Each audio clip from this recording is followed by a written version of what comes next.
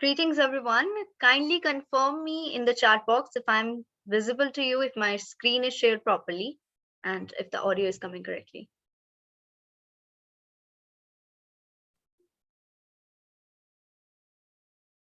All right. So, welcome everyone to this session by Google Developer Student Club's community of Rajasthan College of Engineering for Women, Jaipur. Today, we are going to talk about the Google Cloud, its functionalities. We are basically going to discuss everything about it in depth. Now, you all must be having the rough idea of what exactly is Google Cloud, but many of you must not really know about it, its in-depth functionality, its different types, and how it's spread globally, and a lot of different stuff. So we are just going to talk about that in today's session, and our main motive will be to make you guys familiar with this technology in particular, because Google Cloud is being used in almost every single field in every single company today to store the data. And what I particularly believe is it's really important for you guys to get familiar with it so that you can develop your interest, you can choose your favorite field, and then you can start to become proficient in that particular field. So our team, the GDSC group, has presented this webinar in front of you, and I really hope that you learn a lot from it. So Google Cloud Computing in higher education. Now we know that this field is booming, and this particular field every year is growing exponentially. It requires a lot of different talented professionals across the globe. But for this driving demand, we do need some talented people. We need people who have the right skill set, and for that we need to get proficient in it. Now, how do we get proficient? We have in GDSC the support of the Google employees, various experts in different domains, and hence this webinar is introductory, hence I'm hosting it. But in the upcoming webinars, we will try our best to bring experts from the industry directly so that they can guide us about the different things in Google Cloud. University education provides a strong theoretical foundation. Now we know this, that in the classroom, even if they're virtual or even if they're offline, we do get some knowledge, and even you can learn about Google Cloud even from the books, but that is going to be completely theoretical until and unless you have the practical knowledge, you have got your hands dirty on the quick labs and the console and the CLIs. You cannot really predict what exactly to expect, right? You don't know how to use projects in Google Cloud Console. You will not know how to make applications work in the cloud platform. So just for that, we have this workshop today. I'm going to make you familiar with the quick labs. It's web user interface, how you can use it, what are the different functionalities. And in the upcoming webinars, we will have some live hands-on demonstration over the quick labs as well. Now, you really need some strong industry foundation, industry level skills to launch your career in this field, because this field is particularly, growing at an exponential rate, as I already told you. And this is really important for you to have proper knowledge in order to facilitate these services to your to your users, right? To your consumers. And I believe that there's so much infrastructure involved in it. You really need to have in-depth knowledge, else you will make blunders, honestly. So for that, let's get started with what is exactly Google Cloud, right? So Google Cloud, what do you think it is? You must have heard about its name. You must have heard about Google Cloud several times, but what is it exactly? So the simple answer is it's an online storage platform. You can simply say that it is a combination of network, storage, interface, and hardware that offers cloud computing as a service. That's cloud. And when Google offers this service, it's known as Google Cloud. As simple as it is, right? A cloud service provider takes care of the cloud IT assets of the company that is offering the cloud services. So this is something that is formal definition of Google Cloud. Just to get a better understanding, let's move on to the further slides. So first, let's discuss about today's agenda. There are a few key points that I want to cover in this particular webinar. And the first one is cloud computing. What exactly is cloud computing, right? Then we have cloud versus traditional architecture. The next thing we're going to talk about is IaaS, PaaS, and SaaS. Now, you must have heard these names, I'm very sure, but they have their own set of pros and cons. How do you differentiate them? What are their qualities? What are some of their cons, you can say? And, when a user should adopt which one of them? These are some things that you should understand really well, right? Then we will talk about the Google Cloud architecture. Google Cloud architecture is in itself really complex. Though we won't be covering that much details since it's extremely complex. But yeah, we'll be getting a fairly rough idea of how this works. How does different type of, you can say, APIs and all the stuff that works out for the users and how it acts as an interface and so on. So the first thing that we talk here is cloud computing has 5 fundamental characteristics. So whenever we talk about cloud computing, we talk about these 5 things. We think of these 5 things at the very first place, right? The very first thing we talk about is on-demand self-service. So what does this mean? Now, on-demand self-service means that no human intervention is needed whenever you want to get the resources. Now you must think about it whenever you are using Drive, Google Drive or any other facility, you have. Do you really need any human intervention from the side of Google just so that they allot you something and you can use it and so on? No. So this is really helpful. Even when you're working on the Google Cloud, you do not need any human intervention. Whenever you need the resources, you can automatically get them. You have your account particularly made for you. You have certain projects on which you're working on, and for which one you need the resources, you're simply going to go there, write the commands, and allocate them, right? You don't need to request it to particularly any human being or middleman so that they can allot you. So it's automated, okay? Second thing we have here is a broad network access. Now, it can be accessed from anywhere. Like, this is really important. Say you are, we all live in India, right? So we have a project that was made in India and you just travel abroad and you want to access the same thing from there. So it won't be an issue because you have your set of credentials with you that you used to log into your account, that you used to work on your projects, and then you can easily access the network, access the resources accordingly. So this is available all across the globe. There is no restriction of a specific region or a city. Okay. The third thing that we talk here is resource pooling. So we all can pool the resources. Now I will give you a simple example. For example, there is user 1, user 2, and there are maybe there is one resource, that's resource 1. Now user 1 is initially using resource 1, but that user is not always going to use that. At some point of time, that user is going to maybe switch to some other resource. Now during that period, that resource 1 is ideal. So why to waste it? At that particular time, we will allocate that particular resource to some other user. So this will lead to resource pooling. So the provider will share the resources to the consumers. And in this way, we use efficiently the resources that are available. And we also use the ideal time of these resources. So it's really great. The next thing we have here is the rapid elasticity. So rapid elasticity is something really important. Whenever you need to scale to more resources in other facilities except for Google Cloud, it might start to get a bit difficult, to increase the number of resources that you're using, or to scale down, that is to reduce the number of resources that you're using. But particularly in Google Cloud, it is very, very flexible process. You can rapidly scale up or scale down. Scale up means to increase the number of resources that you're using. Scale down means to reduce the number of resources that you're using. So it all happens elastically. Rapid elasticity is there, and you don't have to really worry much about it. It's very flexible process, right? The fifth point is measured service. Now, what does measured service mean? Measured service particularly means that you pay only for what you consume. You don't pay for every single thing. You don't pay for the resources that you don't use. You only pay for the resources that you have used. Okay, so this is really amazing because the companies are sometimes trying to get more money, and they're going to sometimes make people pay or consumers pay for even the stuff that they didn't use.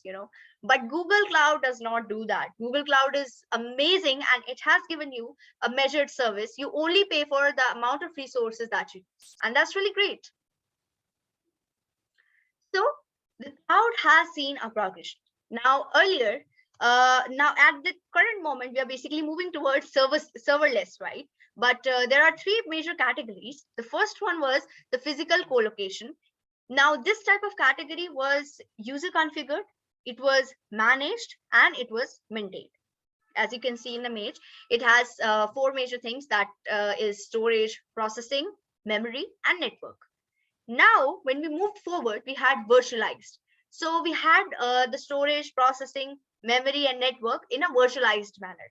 The user configured, provider managed, and the maintained. Okay. But the last thing we had was serverless. Now, this is fully automated.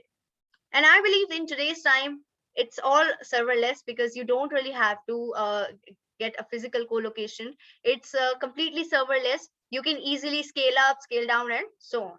So it gives you amazing amount of options to choose from. It gives you flexibility at a really great end, and it's very efficient as well. Every company is a data company. Now, really well said. We know that in today's time, every single company, you can name any of them, they all work on the basis of data. Without a data, a company is like nothing, to be very honest. So every company has certain amount of data, and they're completely dependent on data, and this dependency is increasing day by day, right? So you need some space to store that data, right? So cloud is the perfect location where you want to store that data, because it's efficient. We have talked about it.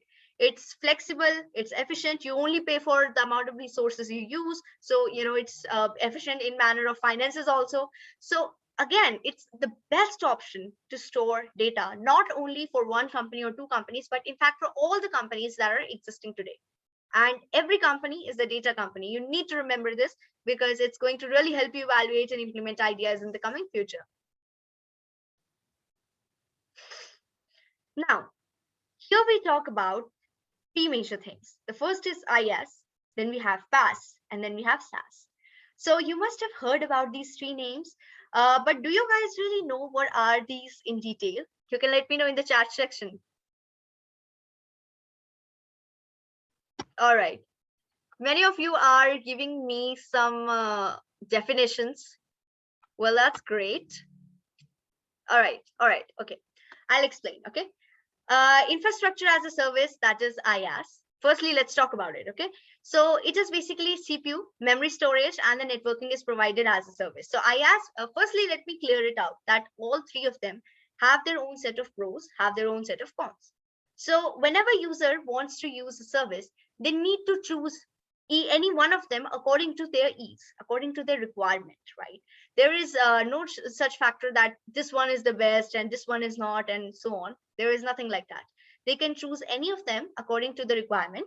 And we just have some sort of specifications here, that what exactly is IaaS, what does it provide, and what does it require. Similarly for PaaS and then for SaaS. Okay. So first thing we have here is infrastructure as a service, that is IaaS. The CPU, memory, storage, and networking is provided as a service here. And the user needs to manage the operating system as well as the application. Okay. In the past, that is platform as a service. The platform is a managed service. All the user provides is the application. So you only need to provide the application. This whole platform is in itself managed as a service. The last thing we have here is software as a service, that is SaaS. So software as a service, the user supplies the data here. You only need to supply the data, and the platform and the software is provided as a service to the user. So these are the key points. I will be sharing these slides with you so that you can refer to them in the future, but these were just for the general understanding. All three of them have a lot more to offer, right? They're really complex. They are like the core infrastructure. Okay. So this was just an overview, I would say, or a very brief summarization of what exactly they are and what they offer and what not. All right, so let's move on to the next. Google Cloud offers a range of compute services, and these are basically the five main services.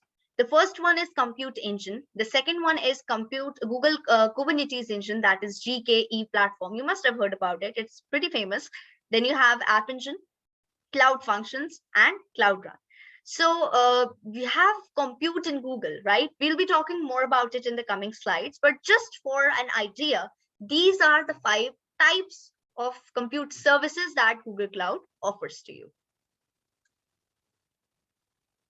Similarly, the storage services. Now, the five types of storage services that are offered to us by Google Cloud are as follows: Google Cloud Bigtable, Cloud Storage, Cloud SQL, Cloud Spanner, and Data Store.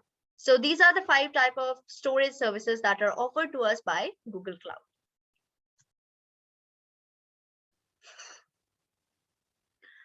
Now, another thing is that the Google Cloud offers the services to get the value from the data. Now, we have two main things here. First one is big data. Next is machine learning. Now, as you must have got an idea from here that Google Cloud is not just restricted to a specific set of functionalities or a specific set of technologies. A lot of things are being done here. You can use computational facilities, compute. You can have storage. You can have big data. You can do machine learning and so on. The list goes on, right? So all of these things can be availed via Google Cloud. You can run your machine learning projects. You can perform various things using machine learning or maybe using big data on the Google Cloud. And this is really, really amazing because you can perform almost anything. Almost you can use any technology on Google Cloud, make your projects work, and you can even launch them in the future as a professional service or a professional software that is facilitated by Google Cloud. So all these options are given to you by Google Cloud. Then we have the big data. Big data also have five types of functionalities. The first one is the BigQuery. Then you have PubSub. Then you have data flow. Then you have data proc and AI platform notebooks. Along with that, we have machine learning. For that, we have AI platform, vision API, speech to text API, cloud translation API, and AutoML. Now you must have got an idea by their names as well. We'll be discussing more about them in coming, webinars. And I'm just here to give you a rough idea what exactly Google Cloud offers, right? So it offers the facilities in terms of big data, in terms of machine learning as well. Now let's see what comes up next. Here you can see the wide network that Google Cloud holds. So Google Cloud, POPs, and network. So here you can, the basic idea of this diagram is to show you the presence of Google Cloud, the network of Google Cloud. So we can see here two things. The first one is simple blue lines that represent the network, and the other one is the blue points that you can see at some locations. These are basically the edge points of presence. As I told you, Google Cloud is spread across the globe. And that is the only reason why we talked in first place that there is no limitation of region. You can access it from anywhere. This is why you can access it from anywhere, because it has a wide presence. It has a wide network, right? You can see that almost every continent is covered in this. And there are definitely a few regions that do not have Google Cloud connectivity yet. But I believe in the coming decades, it's going to, have its connectivity there as well. So it will become even more easier for all of us to work on Google Cloud from any location throughout the globe. Google Cloud provides resources in multi-regions, regions, and zones. Now, these are the three type of things. Whenever you want to avail the resources, there are three options. You want to get the resources in particular region, in particular zone, or multi-region. So this diagram that you can see on the screen is a really good representation of this, terminology of region, zone, and multi-region. You can see here that firstly, we are given the whole globe. Out of it, we selected a particular region, right? Now, within that particular area, we have multi-regions. That means there are multiple regions. Out of those multiple regions, we selected a particular region that is zoomed out, right? Say you have Europe, it has multiple regions. Out of that, you select a region, Europe West 2.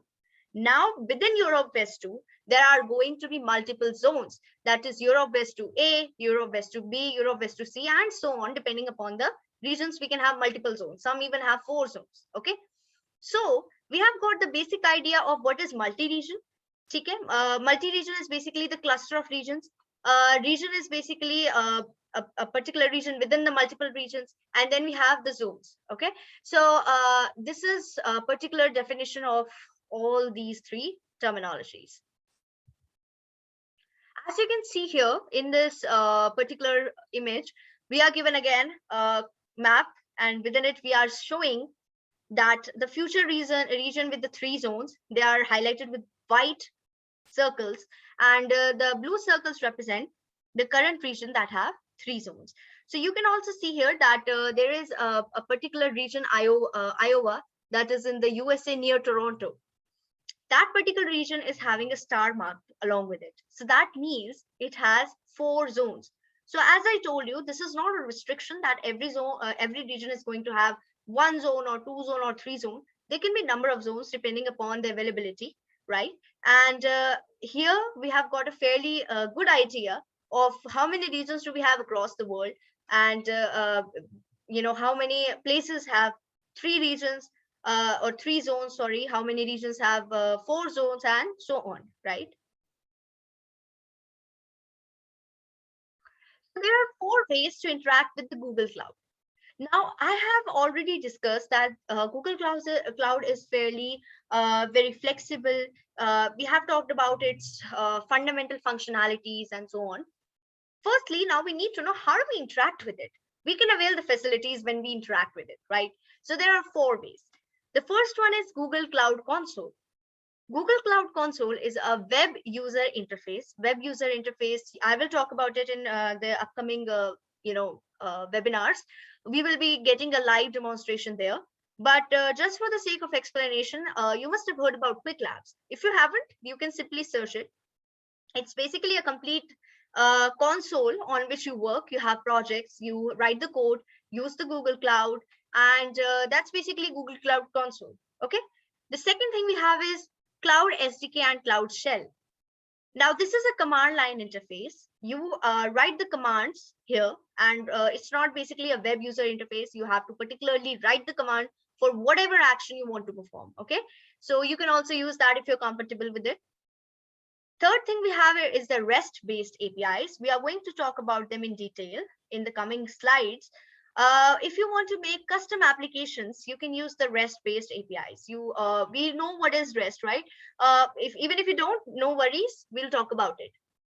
The last one is the Cloud Console mobile application. So it is particularly for the iOS and the Android. Okay. So the first thing we're going to talk about out of these 4 ways is Cloud Console. So what exactly is Cloud Console? You can see in the screen that I've shared, this image represents the Google Cloud Platform, or you can say the Cloud Console. This is what you will see when you log into the Quick Labs, okay? So just take a minute and familiarize yourself with the different objects in here. We have project info. You can see project name, ID, and number are listed under it. Then you have APIs, and then you can overview them. There is an option. You have the resource section that tells you about the resources that are being used by the particular project. On the top, you can see you have a project option, which will show you in which project you are currently, because a single user can have multiple projects, right? So just to differentiate which one of the project you're using right now, this option is here. Then we have trace. So here you can basically get started with the stack driver trace. We'll talk about it later. Then we have Google Cloud Platform Status. So here you can have the cloud status dashboard, and you have billing after it. Billing basically tells you what is the estimated charge for that specific period and so on. And after it, we have error reporting. So if you have any error, you can easily report it. You can set up error reporting. Basically for your particular application, if you want to set error reporting mechanism, you can also do that, okay? Now let's move on to the next slide. Interacting with the Cloud Console. So whenever we open this, we want to interact with it. You can see here in the red square, You click on this option in this menu, this whole menu comes up. And here it's just an example that's been given to you. For example, you click on Kubernetes engine and you can pin the options as well. As you can see, here is a pin that's marked along with the Kubernetes engine. So it has a sub menu of clusters, workload, services, application configuration, storage, and so on. So you can actually use these. And this is fairly simple, just the way you use any computer application, you use, Google search or anything. You can simply use this platform. It's just that you need to know which commands has which functionality. That's it. Nothing very complex. Okay. Every Google Cloud service you use is associated with the project. So every single Google Cloud service you use is associated with the project. It enables the services and the APIs. It enables the billing. It manages the permission and the credentials. We have already talked about it.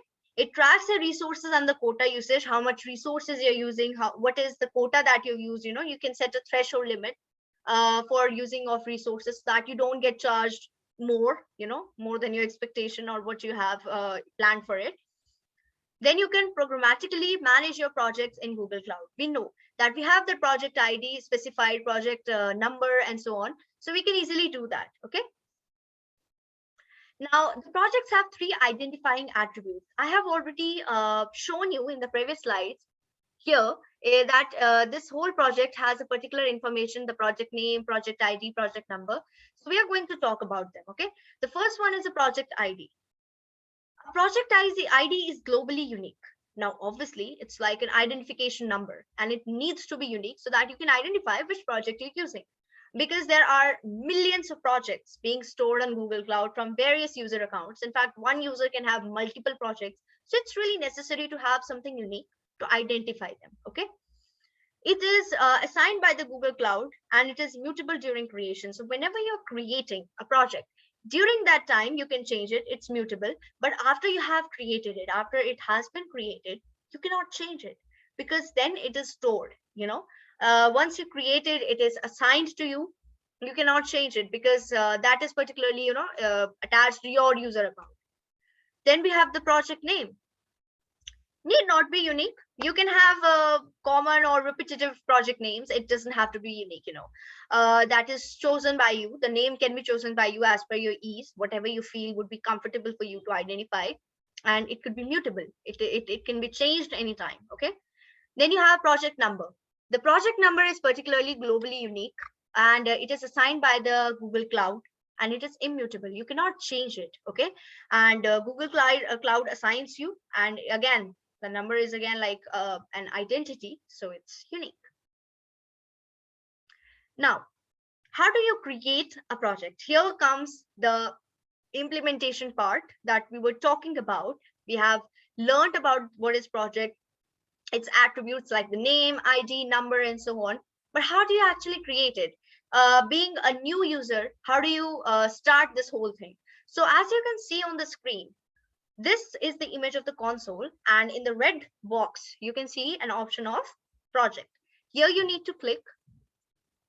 After you click it, you will be seeing an option of a new project, as you can see on the screen right now.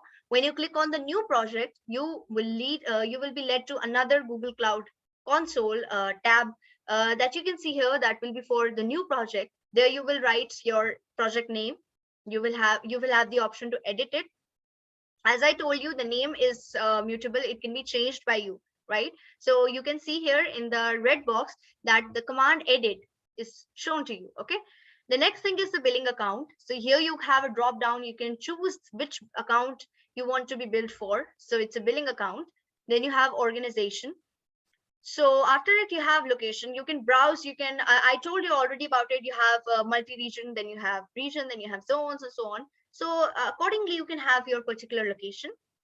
And at the end, we have a create button. So whenever you click on it, the project gets created accordingly. How does the billing work?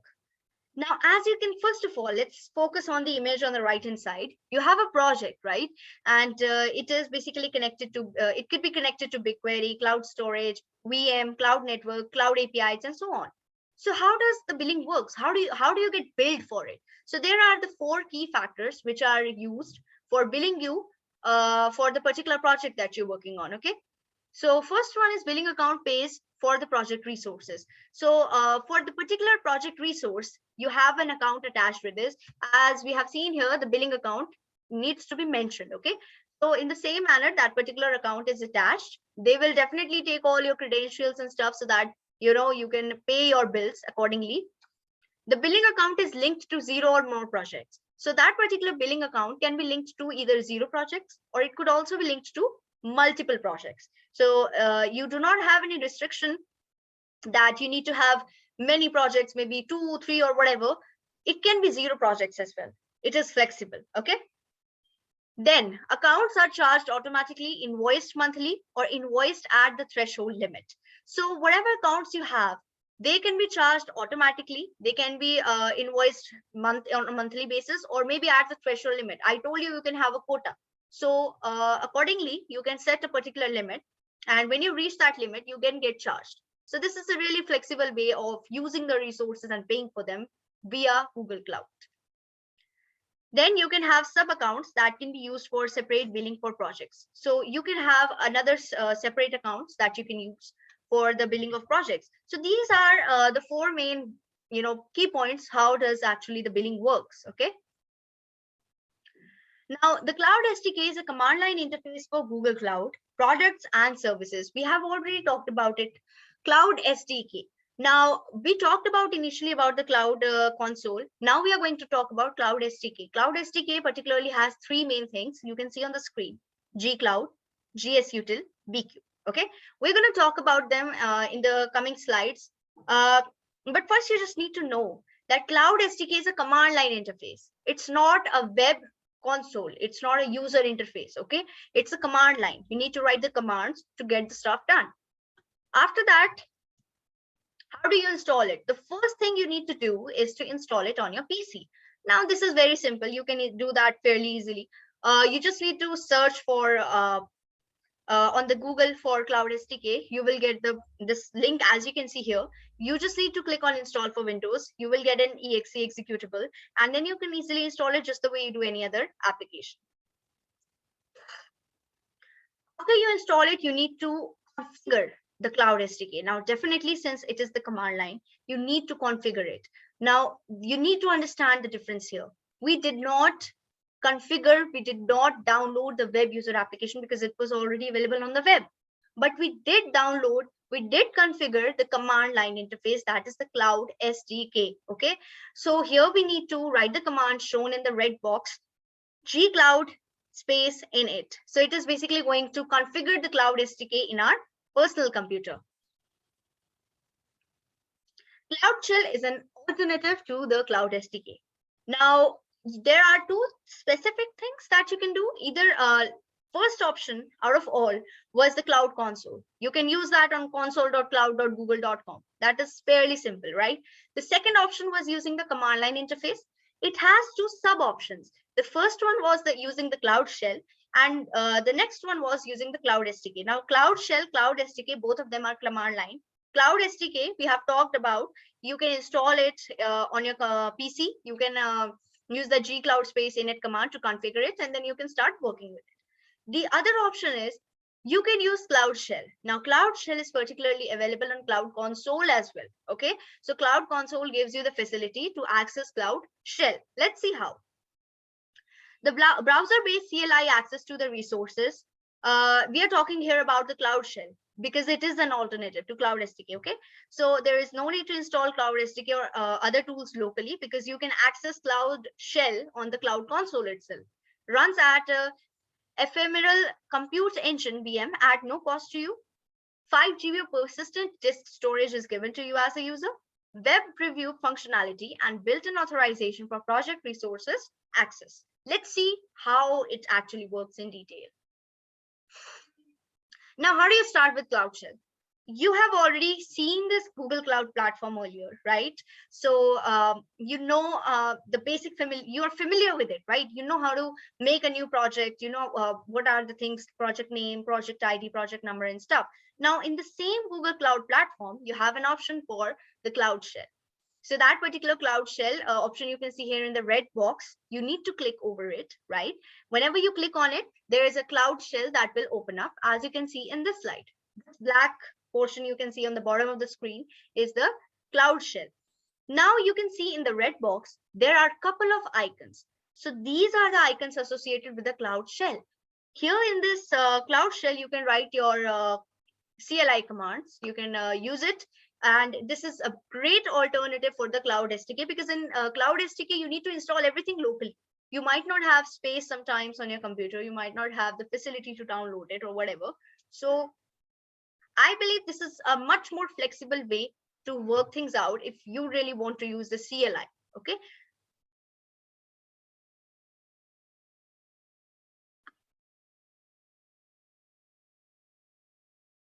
The Cloud Shell Code Editor is a tool for editing the files inside your Cloud Shell environment. So we can easily edit the files in our Cloud Shell environment. As you can see here, this is Cloud Shell. Okay, this is very much visible and clear to you. Here you can easily edit the files. As you can see, some commands being written over here: gcloud compute instance delete node 0, node 1, and so on. So I guess this particular command is for deleting the compute instances of the Google Cloud, node 0 and node 1. Okay. So in this particular manner, you can easily perform your actions, your task using the command line interface on the Cloud Shell. And there will be no requirement of particularly, installing the Cloud SDK on your personal computer, and then you have to do stuff. Now, let's talk about APIs. Now, APIs are basically the simple versioned interface. We all know this, right? So we know that application programming interface is particularly a kind of interface between the user and the application. And that application programming interface is here version.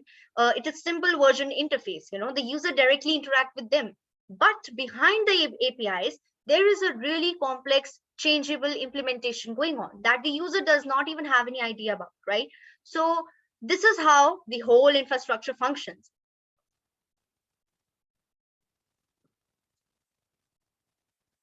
Use client libraries to create and manage the resources. So whenever we want to manage the resources or we want to create the resources, we can use the client libraries. As you can see in this diagram, the Google Cloud Platform has 3 connections: one with the green line, one with the yellow line, one with the blue line. Firstly, let's talk about the blue line.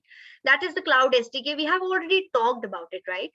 Cloud SDK is something you install on your local PC, and you use specific CLI tools, or you can say commands, that, for example, gcloud, bq, gsutil, and so on. And using those, you access the Google Cloud Platform and perform your applications or whatever stuff you're trying to do. The second thing is the cloud client libraries. Now, they can be in any language, as mentioned here. They can be in Java, Ruby, Python, Node.js, PHP, or maybe in Go. So this is another way of accessing the Google Cloud. The third thing we have discussed briefly is RESTful APIs. API is application programming interface.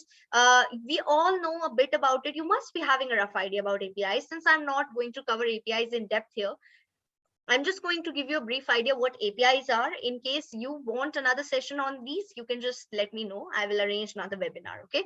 So APIs are basically, we send here certain type of commands. You must be having the idea: get, post command, put, delete, and then you get a JSON response, right?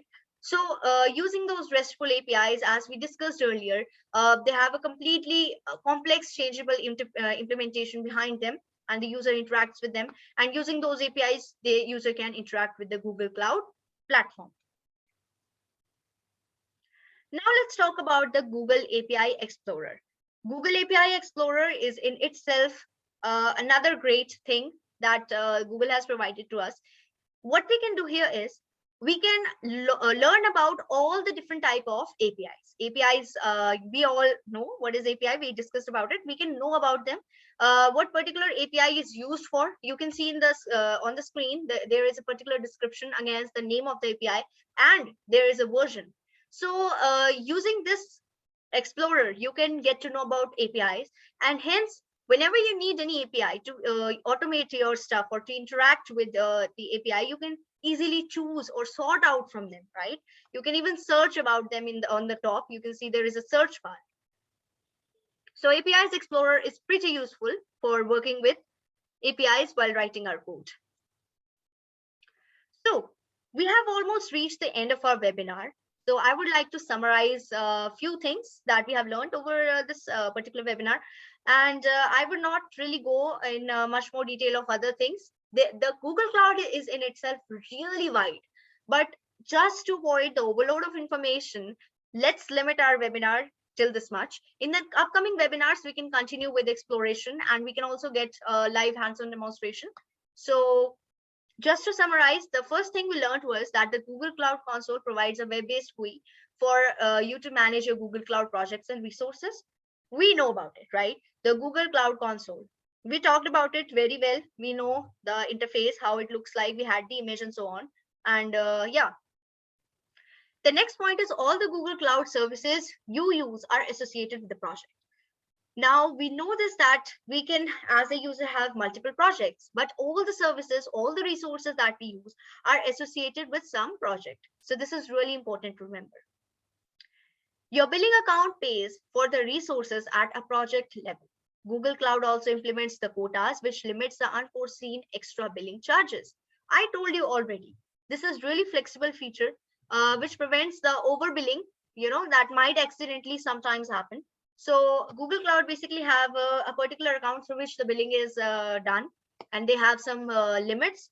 They have quotas through which you can limit how much you can be billed for, right? And they will automatically stop the resources when that threshold limit is reached. The Cloud SDK is a command line interface for Google Cloud products and services. We already know about it. The Cloud SDK is something that you download, that you install, that you configure locally on your computer, right? So it is a command line interface that helps you use the Google Cloud products and the services. After that, we have Google Cloud Shell is an alternative to the Cloud SDK, and it provides CLI access to cloud resources from within your browser. So whenever we have the Cloud Shell, it is an alternative. We know Cloud SDK, Cloud Shell, both of them are the command line interfaces. Cloud SDK is required to be installed, configured locally. However, Cloud Shell is available on the Google Cloud Console, and it gives us the CLI, that is command line interface access to the Google Cloud resources from within our browser. The next point is that the services that make up the Google Cloud offer APIs so that you can write, the code you write can control them. So the services that make up the Google Cloud, we all know they have APIs, multiple APIs, and we also have seen the API Explorer. Using that, you can easily control them using the code that you're going to write. You can easily use which API is best for you, because you get to know about their versions, you get to know about those APIs, their description in the Explorer itself. So it's a really great feature.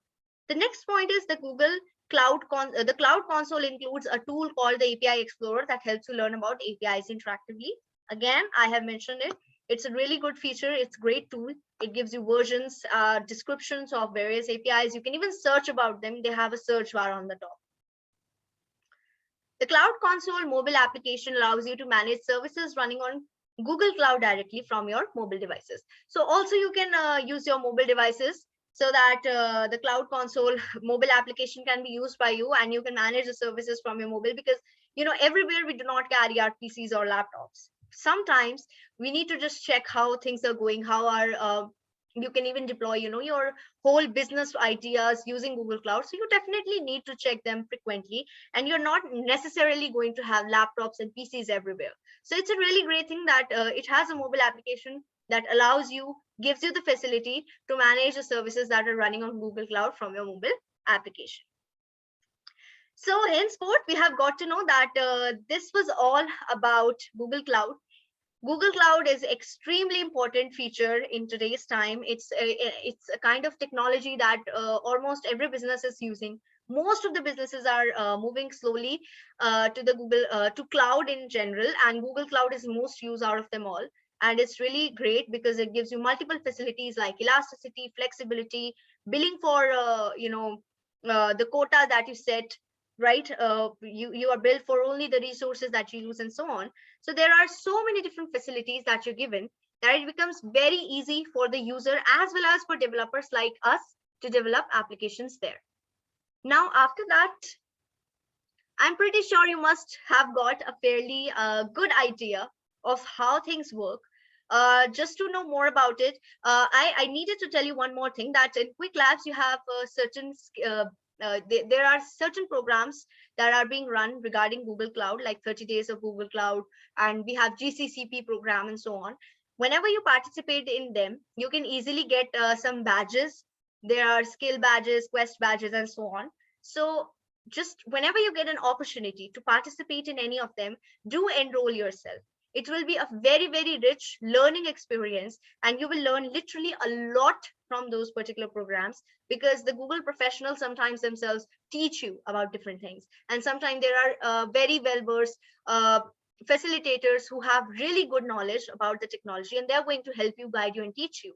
So I would recommend all of you to participate in them if you get the opportunity.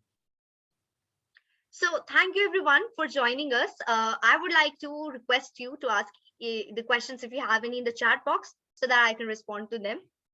So if you have any questions, please write them.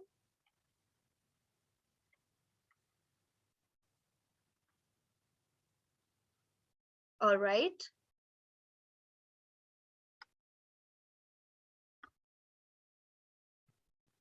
So we have got one question here. When you're transferring data, how do you ensure that it is secure? Really good question.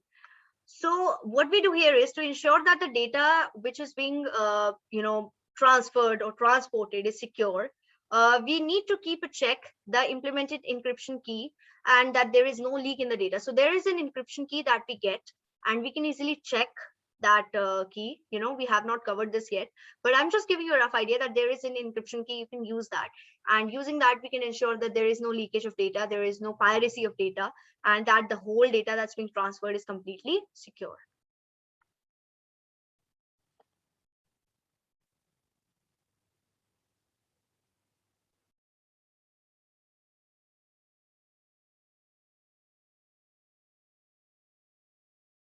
Okay, Aditi is asking us, Aditi Jain, what are the main features of the cloud services? So we have already talked about them. You must have heard about them. But if I still want to summarize, I would say it's very flexible. It's flexible in terms of resources. You can easily scale up and down. It is centralized. It is serverless, and there is automating of different resources. You can scale up and scale down the kind of resources that you need, and there is no restriction as such. You can even have an billing account with zero projects or multiple projects. You can access it from anywhere. So a lot of advantages are there, right? So whenever we are using Google Cloud, I don't think there is anything that would stop you from using it, because there are a lot of things that support the fact that it is super efficient, super flexible for even a beginner who must not have the experience of using it for a long time. Even you will get the ease of using it. So I think it's one of the best choice nowadays to even transfer your business to the cloud.